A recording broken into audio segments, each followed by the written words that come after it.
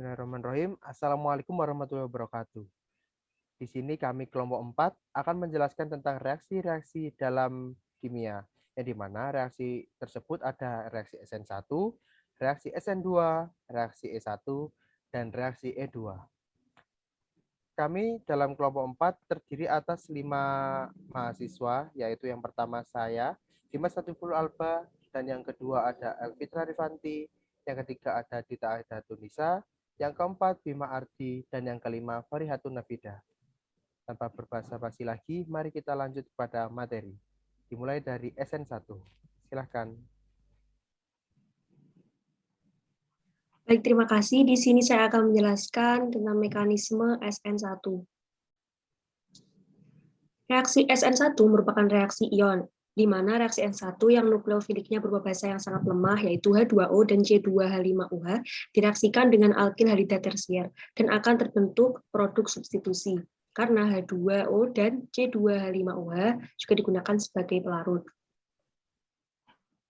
Mekanisme reaksi SN1 ada yang dibagi menjadi 2 tahap dan dibagi menjadi 3 tahap. Namun di sini saya akan menjelaskan mekanisme reaksi SN1 yang dibagi menjadi 3 tahap.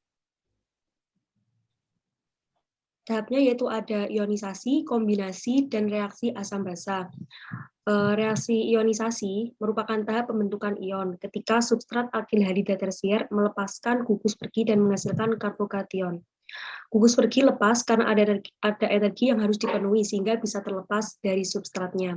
Kemudian tahap 2 yakni kombinasi merupakan tahap serangan nukleofilik terhadap karbokation. Nukleofilik akan bergabung dengan karbokation dan menghasilkan produk, sehingga pada tahap ini mekanisme SN1 berlangsung secara cepat. Dan yang terakhir yakni reaksi asam basa merupakan tahap lepasnya H+ dari dalam nukleofilik yang sangat lemah seperti H2O dan CH3CH2OH. Penyingkiran proton pada nukleofilik akan terprotonasi oleh ion ataupun molekul di sekitar. Dan pada reaksi asam basa ini sama seperti pada kombinasi, yakni mekanisme SN1 berlangsung secara cepat. Di sini ada contoh reaksi antara CH3CCl dengan H2O. Untuk selanjutnya, penjelasan akan dilanjutkan oleh Saudari Vita. Kestabilan reaktif dari karbokation yang dihasilkan oleh reaksi SN1 bergantung pada jumlah kelompok alkil yang terikat pada karbokation. Semakin banyak jumlah alkil yang terikat, maka karbokation yang dihasilkan semakin stabil. Next slide. Ini merupakan urutan karbokation. Yang pertama adalah karbokation tersier, yang kedua karbokation sekunder, yang ketiga karbokation primer, yang keempat karbokation metil. Hal ini dikarenakan karena adanya efek hiperkonjugasi yang dihasilkan oleh kelompok alkil, yaitu alkil dapat menyumbangkan kecepatan elektronnya sehingga dapat menstabilkan muatan positif pada karbokation. Jenis reaksi SN1 terjadi pada molekul kiral atau mengikat 4 gugus yang berbeda. Akan dihasilkan produk campuran enantiomer. Sebagai contoh, reaksi hidrolisis S3 bromo 3 metilheksana dengan mekanisme SN1 yang akan menghasilkan intermediate berupa karbokation. Selanjutnya, SN2 yang akan dipresentasikan oleh Nafida.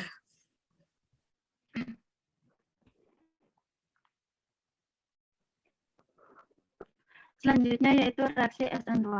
Reaksi SN2 adalah reaksi substitusi nukleofilik bimolekular pada reaksi SN2. Proses lepasnya gugus pergi terjadi bersamaan dengan proses terbentuknya ikatan antara nukleofil dengan substrat. Nah, itu.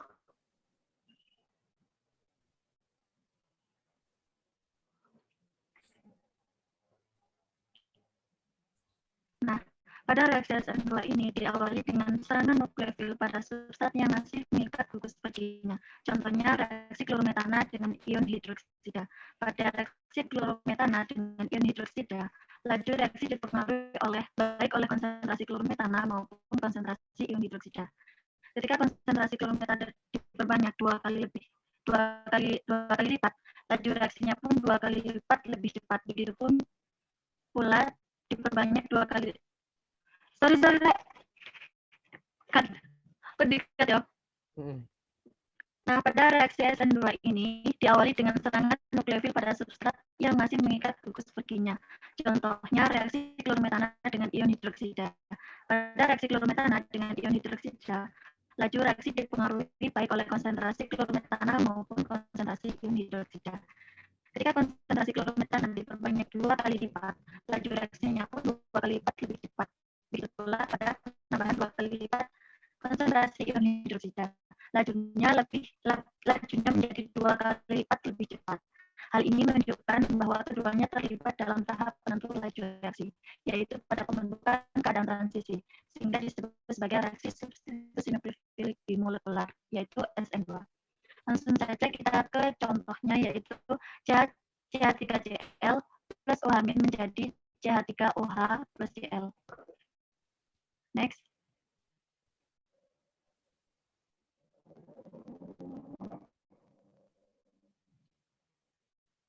Next.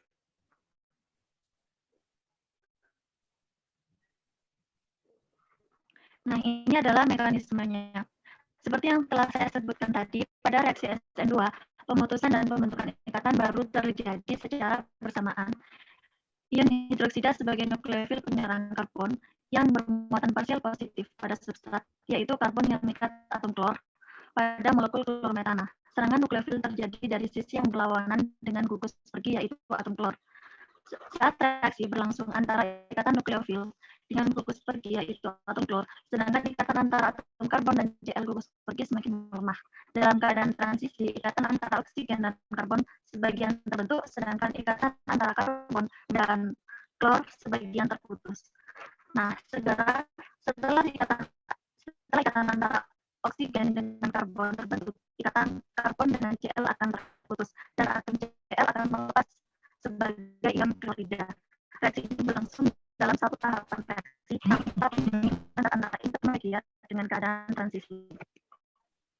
Nah, pada reaksi SN2 ini, nukleofil menyerang substrat yang masih mengikat gugus pergi. Oleh karena itu, substrat yang memiliki struktur besar atau atom karbon yang akan diserang menyerang gugus-gugus yang memiliki efek ruang yang besar dapat menghambat reaksi SN2. Substrat karbon tersier memiliki efek ruang yang sangat besar sehingga menyulitkan nukleofil untuk menyerang, sehingga substrat ini tidak bereaksi dengan mekanisme SN2. Next. Nah, jika reaksi SN2 terjadi pada molekul kirar, yaitu mengikat 4 gugus yang berbeda, akan dihasilkan produk yang memiliki stereokimia yang berkebalikan dengan substratnya. Sebagai contoh, yaitu reaksi R2-klorobutana dengan ion hidroksida mengikuti mekanisme SN2, yaitu nukleofil menyerang dari arah yang berlawanan dengan gugus pergi. Hal ini menyebabkan R2-klorobutana tidak dapat mempertahankan stereokimianya, sehingga menghasilkan produk reaksi yang memiliki konfigurasi yang berlawanan dengan substrat. Contohnya seperti pada gambar di bawah ini. Selanjutnya, penjelasan S1 akan dijelaskan oleh Saudara Alba. Monggo. Baik, terima kasih atas waktunya. Kali ini saya akan menjelaskan tentang reaksi S1. Reaksi S1 adalah jenis reaksi eliminasi dua langkah yang ditemukan dalam kimia organik atau biasa disebut dengan reaksi unimolekular. Dalam reaksi ini, substituen dalam senyawa organik itu dihilangkan yang memiliki dua langkah yang dinamakan ionisasi dan deprotonisasi. Dalam proses ionisasi, karbokation terbentuk karena penghapusan substituen. Sedangkan pada deprotonasi, karbokation distabilkan dengan menghilangkan atom hidrogen sebagai proton. Dalam reaksi E1 biasanya terjadi pada alkil halida tersier, yang biasanya mungkin terjadi pada beberapa alkil halida sekunder juga. Laju reaksi hanya disebabkan oleh konsentrasi alkil halida dikarenakan pembentukan karbokation adalah tahap yang paling lambat atau bisa dibilang dengan tahap penentu laju. Karena ketika orde pertama berlaku, reaksi biasanya terjadi pada ketiadaan basa atau hanya dalam kehadiran basa lemah, atau mungkin dalam kondisi asam dan suhu tinggi. Reaksi S1 biasanya juga berkompetisi dengan reaksi SN1 karena keduanya sama-sama berbagi zat antar karbokationik yang umum.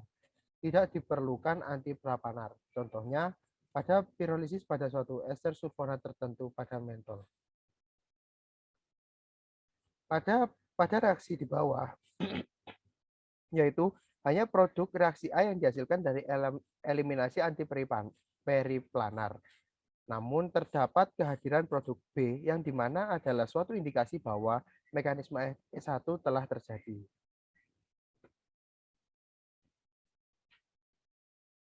Berikut adalah contoh kedua, yaitu merupakan reaksi terbutilbromida dengan kalium etoksida dalam etanol, yang dimana terjadi reaksi penataan ulang karbokationik. Eliminasi S1 terjadi dengan alkilhalida karena alkilhalida yang tersubstitusi sangat banyak, yang membuat reaksi E2 hanya memiliki satu tahap dalam eliminasinya menjadi terbatas. Karbokation yang sangat tersubstitusi lebih stabil dibandingkan kation tersubstitusi metil atau primer. Sekian reaksi E2 akan dilanjutkan oleh Bima Ardi. Monggo. Ya, terima kasih.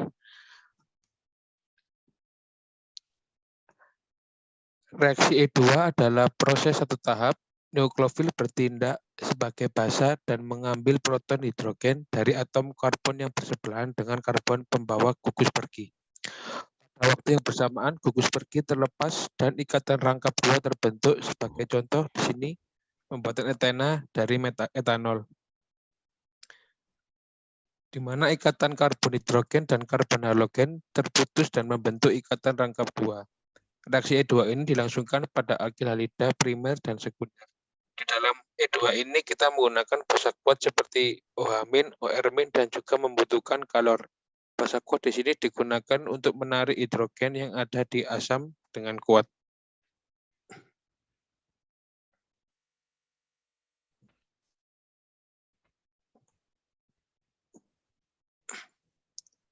Berikut contoh mekanisme reaksi dari E2. Pada mekanisme reaksi E2, basa kuat mengambil sebuah proton dari alkilhalida, pasangan elektron dari ikatan pi dan ion halidanya lepas dalam satu tahap.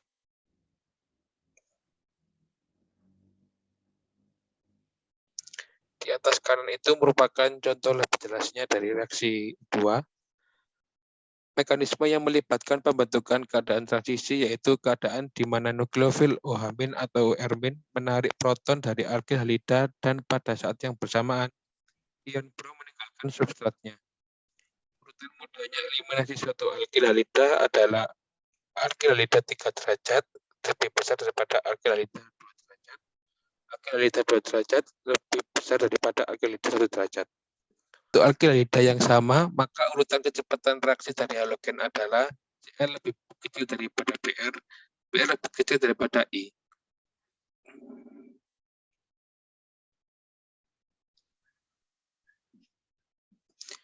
Ciri-ciri dari mekanisme reaksi E2 seperti di samping ini. Jika ingin melihatnya bisa pause.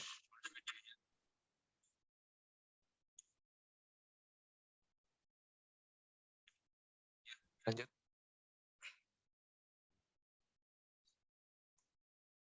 Sekian, terima kasih penjelasan dari kami kelompok 4 yang menjelaskan reaksi SN1, SN2, dan reaksi E1 dan reaksi E2.